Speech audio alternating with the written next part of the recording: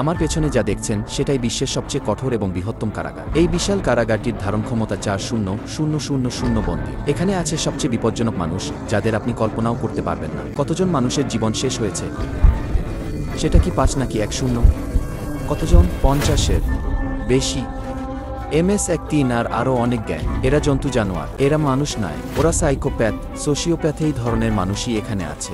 আমরা এখন দেখতে যাচ্ছি সবচেয়ে ভয়ঙ্কর দিকটা। শিকংকে স্বাগতম। এল সালভাদরে অবস্থিত বিশ্বের ধারণ ক্ষমতার দিক থেকে সবচেয়ে বড় কারাগার, যা ছিল সবচেয়ে কুখ্যাত অপরাধীদের বন্দী রাখার জন্য তৈরি। এই কারাগারে যারা ঢোকে তারা জীবিত অবস্থায় আর কখনো বের হতে পারবে না।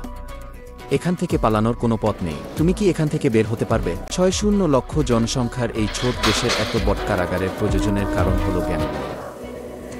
একসময় দেশকে শাসন করা এই গ্যাংগুলো মার্চ 2022 থেকে কঠোর অভিযানের মুখে পড়ে। প্রেসিডেন্ট নাইবু কেলের প্রশাসনের অধীনে 7,000 এর বেশি মানুষ এতে প্রভাবিত হয়েছে।